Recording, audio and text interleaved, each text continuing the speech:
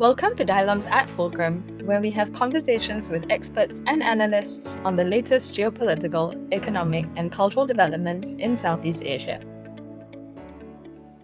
Good afternoon to all our listeners on Dialogues at Fulcrum. I'm William Choong. I'm the managing editor of Fulcrum, which is the commentary and analysis website of the ISEAS Yusof Ishak Institute. Today, we are very honored to have with us Ms. Irene Ng, who's the author of The Lion's Roar, which is the second installment of a series on S. Rajaratnam, one of Singapore's founding fathers. Just as Rajaratnam was multi-skilled, Irene is multi-skilled, having been a journalist, a member of parliament, sitting on the government parliamentary committee on foreign affairs and defense. She saw stints at the Singapore Institute for International Affairs and the National Trade Unions Congress, and she's also a writer in residence at ISEAS. Just a shameless plug for Irene's book and the Institute. The book, formerly titled S. Rajaratnam, The Authorised Biography, Volume 2, The Lion's Roar, authored by Irene, is published by ISEAS and is available for sale at the ISEAS bookshops, both in hardcover, in paperback, as well as the electronic book format. The book, if readers are interested, will be formally launched by Prime Minister Lawrence Wong on the 22nd of July next week. I can also attest that as a bit of interesting nugget, that Irene and I were or are colleagues 2 times over, once at the Straits Times and now at IC. So very warm welcome to Irene. Thanks for joining us, Irene. Thank you so much, William, for your kind introduction. It's a pleasure to be here. Thank you so much. Thanks for making the time. If I could jump straight into the material and the conversation, Irene. For readers who are somewhat unfamiliar with the book, first tell us a bit more about yourself, and two, how you came across to the idea of writing this massive tome on S. Rajaratnam. I think we have to start at the very beginning. Mm-hmm. So I was a newspaper journalist, as you said. Mm-hmm. I had known Mr. Rajaratnam since the late 1980s when I was covering local and regional politics. And he was very generous in giving me time for interviews. Even at night when I call him at home, he'll be helping me with quotes and background. And after he retired from politics in 1988, he began to invite me to his house whenever I wanted to interview him. Wow. I found him a very reserved, very thoughtful man. On one occasion, he gave me a book on ASEAN, but he said nothing about the founding role that he played or the battles that he had waged. And another time, we had dinner in a restaurant, and I found that he was most animated only when he talked about the ideas and ideals for Singapore. He kept emphasizing the need to stimulate in our young people a love for ideas, and he emphasized meaningful ideas as opposed to meaningless ideas. It is hard not to be inspired by him. So motivated to write the book was when over the years I found him deteriorating. So each time I visited him, I found that he's more and more less his usual self because he was suffering from dementia.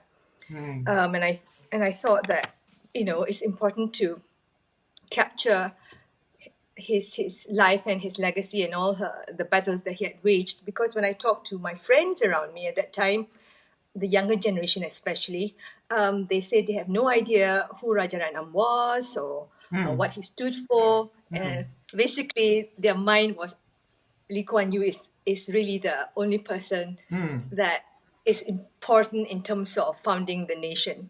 So I thought that one has to be fair to history and also be fair to the others who had played a pivotal role in the nation's history.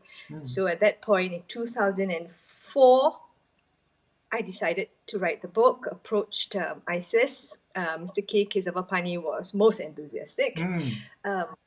But I officially started the work in 2005 after getting the time and permission to do so from the trustees and also support from the government. But the profound turning point for me personally was when he passed away in 2006. So I attended the funeral wake at his house, and I remember standing next to his coffin and bowing my head. And the thought that came to my mind at that point was a promise. I will do my best to capture your life, your hopes, your ideals in a book so that people will not forget. So that vow is basically what culminated in this book. It's supposed to be one volume, but it became 2 volumes, and therefore here we are, the launch of the second volume at last. Well, congratulations and very, very well done, Irene. Congratulations and massive pat on the back for 20 years? I read 20 years, 200 interviews. I do not know how many air miles, how many pairs of shoes, how many notebooks were expanded in the compilation of this book. So very well done and congratulations on finishing this book. I think reading the book, I think it was good that you managed to bring across, the just the intellect, the kind of energy that Rajaratnam had, as well as his humanity. I mean, this humanity and his humility, it came across in the book very well. So, so I think you brought the best of both worlds, being able to do it in a narrative format, as well as, using a narrative format to tackle media issues. So congratulations. Um, I just want to talk about, if say you talk about the younger generation, I'm not sure how many younger Singaporeans, Irene, will want to venture to tackle an 800-pager book. I'm thinking, should we kind of just tongue in cheek think about a TikTok version or a YouTube version? Just at the back of my head. But let's say, youngsters like to use the acronym TLDR. Too long, didn't read. Um, if there's a youngster who comes across TLDR, Miss Irene Ng, like there are so many themes covered in the book. Which themes actually resonated with you? Let's say you have to pick 1 or 2 themes. Which are the 2 big themes that resonated with you in the book? Well, can I give 3 themes? Sure. Because I think Sure. 3 themes the younger generation not only will be interested in, but hopefully it will inspire them because it's totally relevant to life today. And the first theme I would say is the power of ideals and ideas.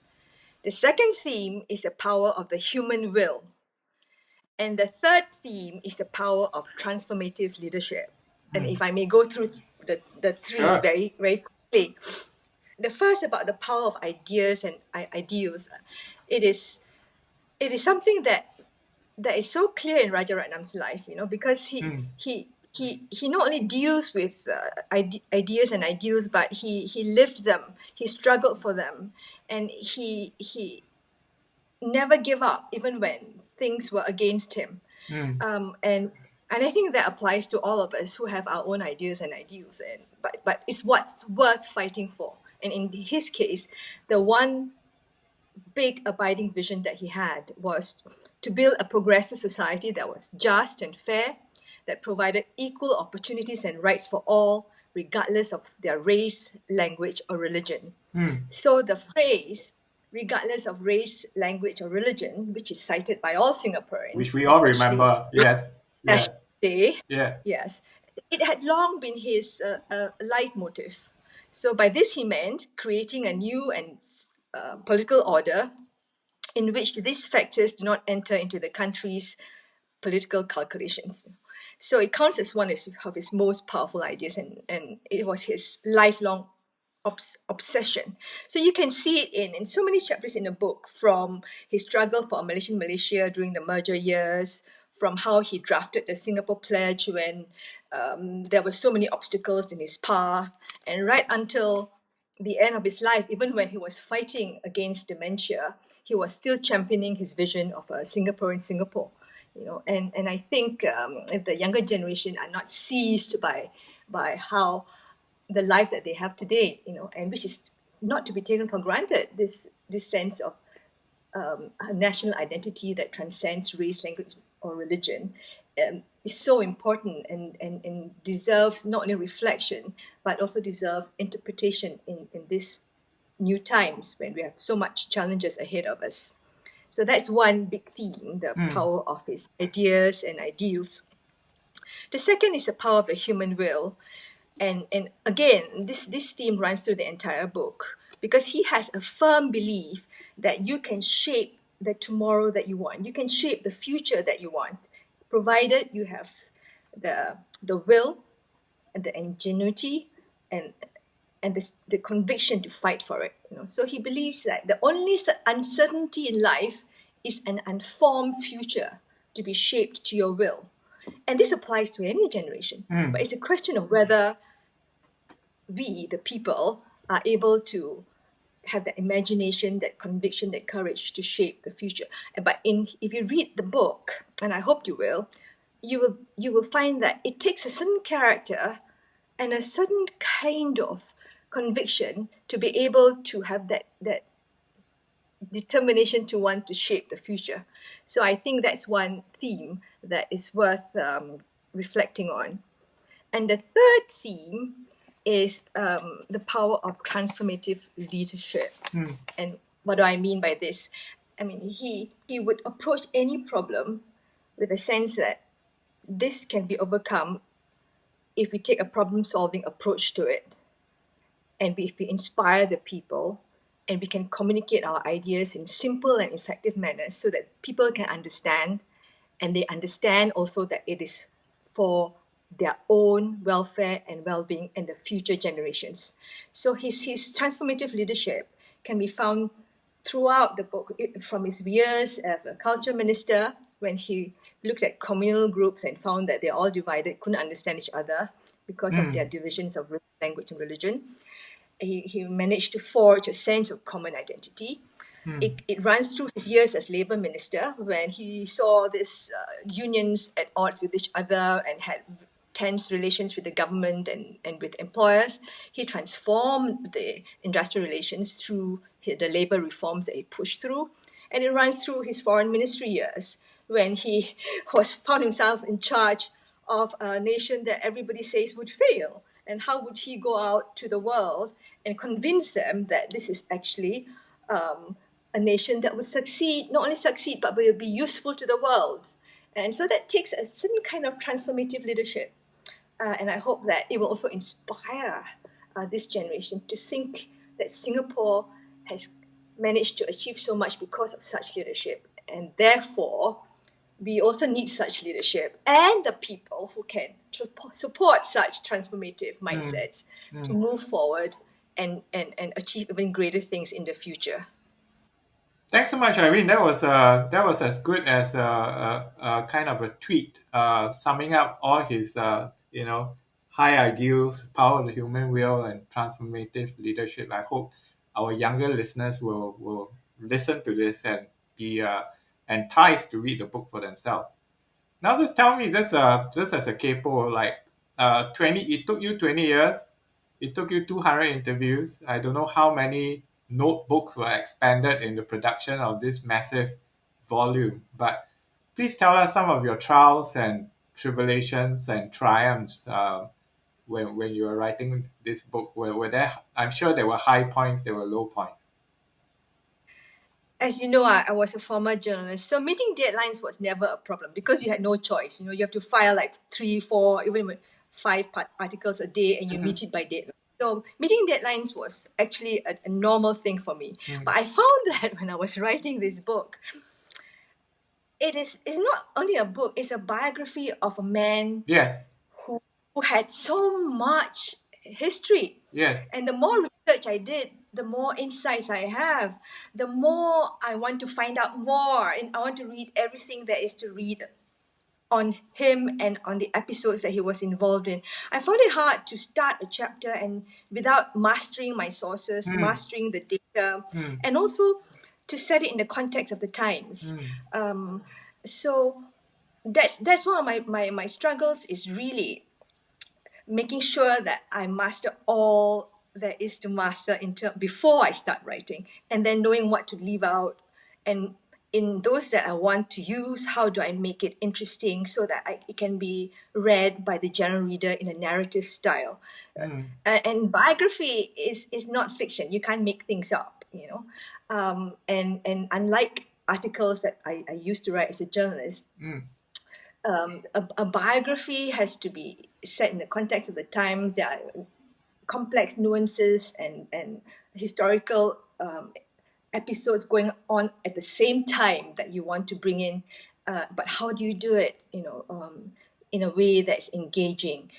It is not fiction. It is not history in the sense that it's not just a litany of dates and events, because biographers, serious ones anyway, we don't describe just events, or we don't just package information, but we also apply our own interpretation to the information gathered, and we have to analyze them and compare and contrast, and then how to work through all the contradictions that sometimes come up as well. So you need a very critical mind. At the same time, a sense of empathy and fairness. We have to interpret the man according to the times. You can't use today's judgments on hindsight. You have to judge him on what he was confronted with, because he didn't know many things. He had no idea whether, for instance, whether the Soviet Union's power would wane one day. He never had no idea which great power would rise with it, China or US or Soviet Union. So he had to grapple with a lot of complexities. So as a biographer, I also have to grapple with that complexity to be fair, and to make sure that my account is credible and authoritative.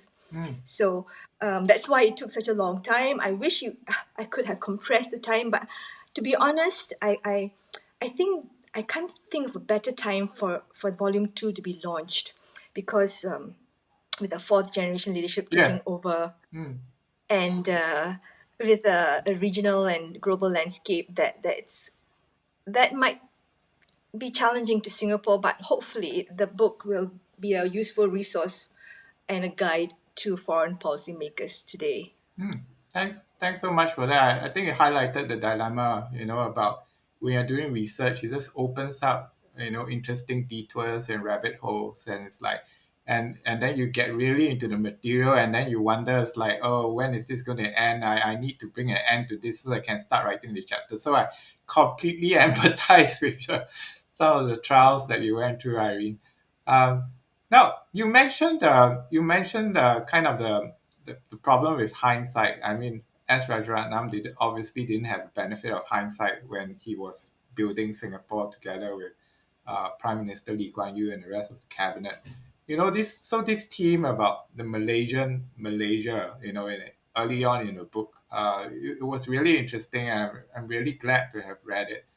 And you say that, towards the end, when Singapore eventually separated from Malaysia, you note that he missed two things, which is the force of Malay nationalism, and second, which is how concepts of race, language, and religion can be translated into political differences. Now, just let's say, as an experiment, if as Rajaratnam actually had the hindsight, if he knew that,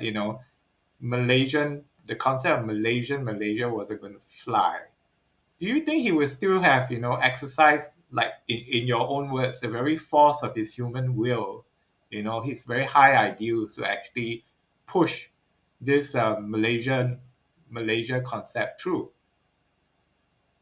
Well, in fact, he addressed that very question himself in his later years. I think in the 1980s, he was asked this question exactly. Now that he knew that it wouldn't work, and with the separation of Singapore from Malaysia, would he have changed his mind and done things differently? Well, his reply was no. Neither the separation nor the passing of time would mellow his judgment on the rightness and justness of the Malaysian Malaysia cause. Because of the idea itself of a non-communal nation. I mean, he had complete confidence and conviction in that ideal of building a non-communal nation. So when he was asked whether he would change tack, given the power of hindsight, he replied, No, because it was a simple choice of either succumbing and betraying what we stood for and what we believed in, or standing firm. And to quote him again, and asserting our right to say and do what we think we should do. So we would have gone on regardless. So that was his quote. He would have gone on regardless because it was something he believed in. And at that point, when he was fighting for Malaysian Malaysia, there's a complete conviction that Singapore could not survive by its own. You see, so he saw that Singapore being part of Malaysia is forever. So if you're in Singapore, being part of Malaysia is forever. He doesn't want Singapore to be a Malay dominated country. It has to be a Malaysian Malaysia. So he would have gone on regardless because it is for Singapore. Thanks. That's a great way of answering. And I'm seized by the very sheer force of his will, employing his will and trying to get things done, even though we could see, even through your book, there were very visible and tangible differences at times between Lee Kuan Yew and S. Rajaratnam, as well as Goh Keng Swee and S. Rajaratnam, but still, it's very interesting to read and watch. But if I may add to that, though, he did consider it the most shameful moment of his life Yeah. to sign the separation agreement. Yeah. Because Yeah. it was an act of betrayal of his friends and allies in Yeah. Malaysia, Yeah. and also betraying what to him was a founding ideal of PAP, which is merger. So that sense of betrayal also says a lot about him, about his conscience at work. Yes. And he never got Yeah. over that. He Yeah. never got over that. Even in his last speech in 1988 as foreign minister, no, not that 1988, I mean, before he stepped down from politics, his last speech was that until that day, he still could not be sure whether the decision to separate from Malaysia was immoral or amoral. His sense of, that he's let people down. He's let himself down by not living up to the Malaysian Malaysia struggle. Yeah. So it's very Yeah. Yeah. All kudos to the man. I remember reading that part of the book where he was kind of the last man standing in terms of not signing on the dotted line on the separation agreement. And it comes across as, the pain that he went through actually, trying to sign it, but his heart was not into signing it. So I hope this at least entices our listeners here to at least go and read the book. Yeah. Um, I mean, so the next theme that resonated with me, of course, was the very long discussion, the narrative you had about S. Rajaratnam's defense of the Pol Pot regime in Cambodia, and effectively how he was at the very front and center at facilitating a non-communist coalition in Cambodia.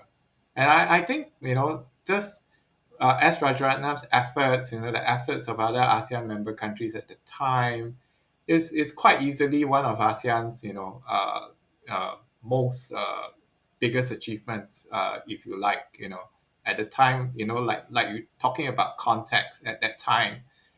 We were worried about the Vietnamese forces sweeping down Thailand and Malaysia, and that was a very tangible fear. And the fact that Rajaratnam fought so hard, not only in Southeast Asia but at the United Nations and various international forums, was something that's really intriguing to watch. But for our listeners, especially the younger ones, Irene, how do you think S. Rajaratnam, as a foreign minister at that time, how did he manage to pull this off? I mean, given the kind of forces that were at work at that time. It's not just a question of Singapore, it's not just a question of ASEAN, but it involved the great powers as well, China, United States, as well as the Soviet Union. Yeah, William, that's a very good question. But first, I have to make clear that he did not defend the Pol Pot regime. What he was defending was a principle of non-intervention in domestic affairs and protecting the principle of non-aggression in international relations. So he had no love for the Pol Pot Of course not. regime, Yeah. condemned them as brutal murderers, but because he had to uphold the principle, which is so crucial to Singapore's foreign policy, is an existential issue. That you don't condone invasion and occupation of a country just because you don't like the government. So that's an important point. The other point is what you raised very very clearly about how does a minister from a small state manage to play a role that's above or above its size. I think it's a combination of factors. Number one is his personality and character. He's personable, he's shrewd, he's cunning. At the same time, he knows how to nurture his allies and friends. And there's his power of persuasion as well. He's a great communicator, so he can master facts. He can present them in a narrative that is compelling. And I think that's a great skill. At the same time, he's also very consistent and credible. And I think that's a reputation that he built for Singapore, which is priceless. Because you can be courageous, you can be clever, you can be cunning, but if people don't trust you, if people see that you change with the wind, you're not a reliable partner, then they won't join forces with you. But Rajaratnam established a reputation as a very reliable statesman, and he was able to harness on the strength of ASEAN to become a real diplomatic force on the world stage. But at the same time, he was also very conscious that Singapore is a small power that can be ignored. So he made sure that he nurtured and forged relations and common interests with larger nations, US, China, as you said. He tried and find common interests and make sure that they understand that Singapore can be useful to them and are very relevant and cannot be ignored. And that takes strategic thinking, analysis, but it also takes a lot of gumption. So I think these traits are what made him a great founding foreign minister for Singapore. Yeah. I mean, I was reading through, page after page of, the whole episode about Cambodia and ASEAN, and it's really intriguing to read how exactly what you said, how he managed to marshal all those facts, notes and books, and put them together in a compelling narrative. That is something, and the best part about this, Irene, is that he did this pre-internet age. I mean, it's like that's amazing. I mean, it's like now, which one of us can actually survive without using a computer, somewhat with Google functions, with archival functions, and the man just did it with pen and paper. It's like, man, I'm not sure how he managed it, but he did anyway. Yeah. And I think it's because it's not the social media age that many people don't know about his greatest fights. For instance, his fight with Fidel Castro Yeah. in a non-aligned meeting Yeah. in Yeah. Havana. Only Yeah. a few people saw him at his best. Yeah. Standing up against this fearsome man with a formidable reputation, and going toe to toe, and not giving up. So the few foreign officers who saw that came back and spoke about it, and that's why it occupied quite a bit of space in my book about his fight with Castro. And I hope that the readers who read that will find that, gosh, Singapore, a small state, can stand up against the big giants of the world. And my answer would be yes, but only if you have the conviction and only if you know that you are in the right. And in his case, he felt that right was on his side, although might not be. Another reason for readers to get the book and read it, and to get the full color and narrative of the entire episode. Um, Moving right along, Irene, as Rajaratnam's views of China and the United States, I think, were quite astute. In fact, they were quite shrewd. For the United States, he was not blind to America's faults, but he always fretted about the presence of the United States in the region. For China, he sought to engage it, pave the path for normalization of relations. But yet he was always cautious of, the Chinese efforts to foment pro-communist forces in Singapore and Southeast Asia. Do you think that this kind of astute thinking is present even in this generation of leaders? I would call it very crudely the Singapore school of realpolitik. Uh, do you think it's still present in the way we think and approach things? Well, I'm quite reluctant to comment on present times, but what I can do, which hopefully will be useful, is to draw Raja's strategic thinking when it comes to great powers, because great powers rise and fall. So how you interpret the changing landscape depends on how you think about them. And in his case, he always thinks that there's always going to be a multiple of major powers, and his challenge is always, how do you draw them, and how do you make sure that all of them have a place, and then so that Singapore can maneuver in the spaces in between. And he knows how to not only judge which powers are rising and which Mm, power may be on the wane, but he also anticipates that there might be competitions that will put Singapore at a disadvantage. So how do you position yourself so that you won't be squeezed or forced to choose one side over the other, but at the same time you are able to chart your own course without pressure? In talking about this abstract concept, he likes to use this analogy. He said, like the sun, the great powers will, by their very existence, radiate gravitational power. But if there are many suns, then the smaller planets can, by judicious balancing of pulls and counterpulls, enjoy a greater freedom of movement and a wider choice of options than if they had only one sun around which to revolve. So that's his major mm, principle when it comes to how what great powers will exert on smaller planets. But he says Singapore, being a minor planet in the region, could neither escape nor control the gravitational power of the mm, major powers. Singapore is not powerless. Small states are not powerless.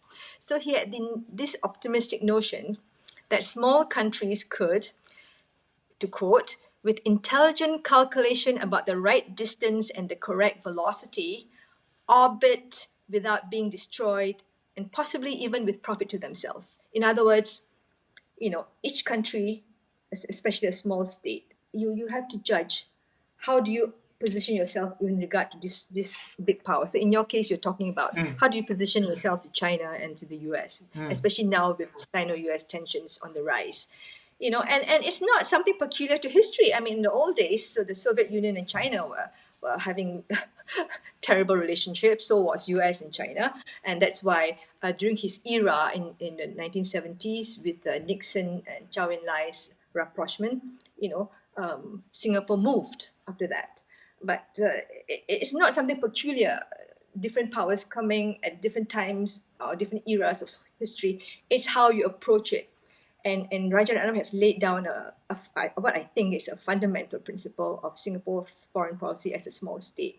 That is, you judge how you position yourself to the great powers, but you want all of them to be in place so that you can maneuver and find the maximum space for yourself so that you can achieve what you want to achieve for your country and the region. mm. Thanks for that, Irene. I think it's a perennial challenge. I think, like, it was a challenge in Rajaratnam's time, challenge for Singapore and Southeast Asian countries today, especially like what you noted about Sino-US tensions on the rise. Um, Now to kind of go to a slightly less heavy topic, Irene. Now, as a character study, this of Rajaratnam himself, foreign minister, elder statesman, polymath, avid reader, devoted husband, and now that I think about it, even his interest in all kinds of gadgets, like a shaver, a torchlight, a transistor radio. Was it 10,000 books that he had gathered in his Chancery Lane home? it's like what about the man was the most intriguing to you personally? I mean, what really jumped out at you, and what really piqued and sparked your interest in the man himself? What fascinated me about him beyond all the achievements that he had and the struggles that he mounted is the quality of his inner spirit and his mind.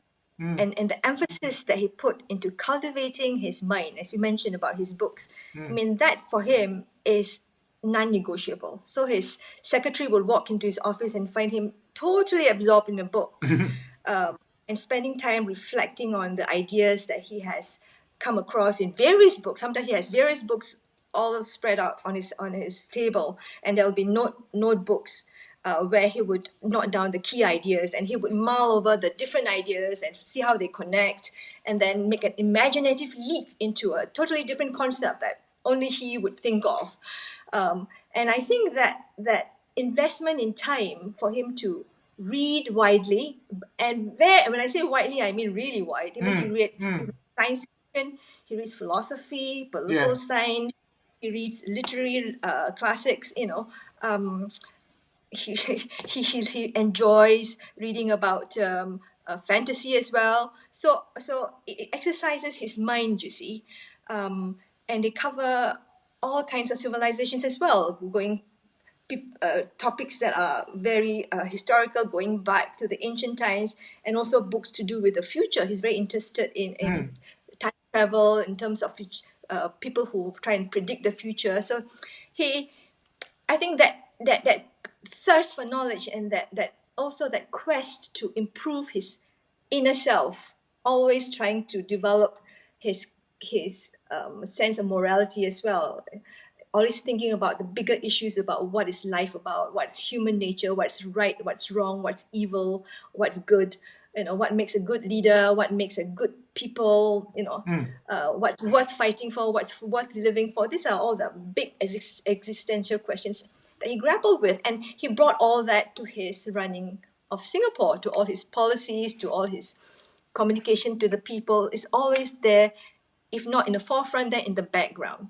So sometimes it makes me wonder how much time our leaders have today. Yeah. I mean, they are in the age of social media.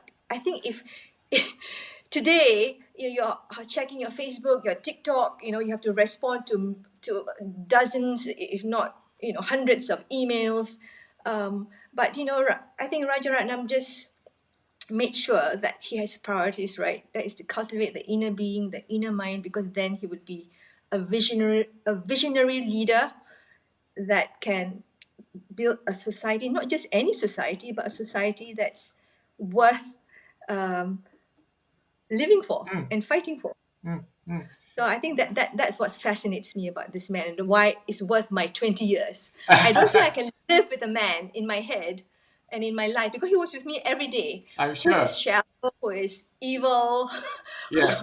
who a nefarious reputation. I think that would drive me crazy. So, and I wouldn't even bother to Yeah. invest Yeah. my energy in writing a biography. But for this man, Mr. Rajaratnam, every minute of the day when I do think of him, which is my husband has to put up with that with another man in our life. But I find that he's a man worth knowing, and I hope that readers who read the book will say that now I know this man, and now I not only know this man, but I want to learn what it takes to be such a great man, and hopefully be inspired to also be great. Yeah, that's a great answer. I mean, I just now that you mention it, yeah, just the very measure of the man is, and living with him for 20 years. My, that will take a far more than a podcast to cover. But just jumping on one of your points about meaning, and he was always looking for the higher principles and values. One of the sentences that really jumped out at me was, what Rajaratnam said about, he visited this doctor's mansion. It was full of material goods, but the bookshelf was kind of like just medical textbooks, not really many books in the form of like books. And he Rajaratnam said that he deemed better living not just about accumulating more stuff, more material things, but a life of imagination and an enhanced sensitivity to what's enduring and beautiful. I mean, that's like, wow, that could be poetry in itself. And I'm just thinking, it's like for this generation of the young Singaporeans, attention deficit, TikTok fidget, they're on TikTok, they're on social media. How do you translate such a beautiful concept, abstract concept that Rajaratnam had to younger Singaporeans in their 20s or 30s, for example? I know that's an easy question for you to answer. That's a very tough question. But I do hope that despite it being a TikTok generation with, they say, a short attention span, I hope that Singaporeans, especially Singaporeans, because they're supposed to be the most literate, one of the most literate people in the whole world, Yeah. scoring high in all these education, international assessments, that they will also cultivate this mind, to want to go for the long read and to challenge themselves to be able to not only hold more than one thought in their mind, but to make the link between all the different thoughts, the way Rajaratnam did. Because that will not only make them a better thinker and a better person, even, but it also makes them a conduit of civilization, to be honest. But how do you pass down stories to your next generation? It can't be in a few words. It has to be in stories that make sense, that are comprehensive, that's compelling. And so the ability to hold stories in your heart and then to express them, this is our perennial human traits that, if lost, I think will have repercussions not only on Singapore but the whole civilization of the world. So I think if Rajaratnam were to be faced with what they call this TikTok generation, he would say, please continue to cultivate your mind in whatever way that you think would be helpful to you, but cultivate your mind. And he told me one story. He said when he goes to the bookshops, and he said he gets depressed because all the bestseller lists are how-to books, like how to be a millionaire, or basically how-to books that people want quick recipes to success.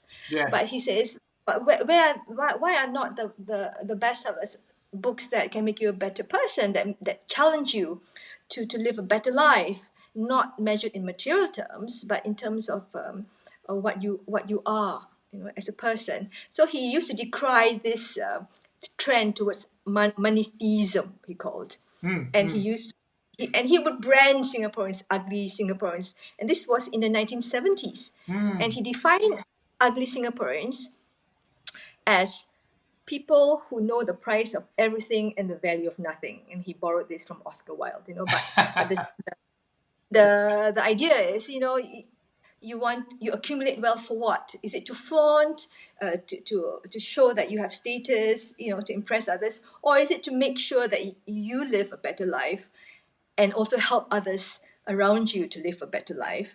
And the better life is defined not in terms of just how much you accumulate, or the brand that you wear, or the quality of your watch, for instance, or the most updated handphone that you have, but what you bring as a person to the table, your inner character. And that's something that I think we need to be reminded of in this day and age, when with everybody posts on on their Yeah. Facebook or social Yeah. media, the latest things that they bought, and it does breed a sense of wanting to show off, Yeah. which I think is sad. You want to show off your brain, you want to show off your character, what you've done to help society, or what lasting legacy would you leave. You cannot be your bank account, because that would be dissipated in time.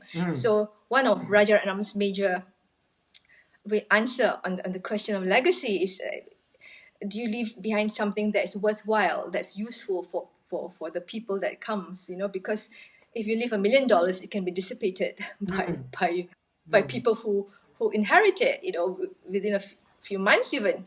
But if you leave something worthwhile, then you've lived a rich life indeed.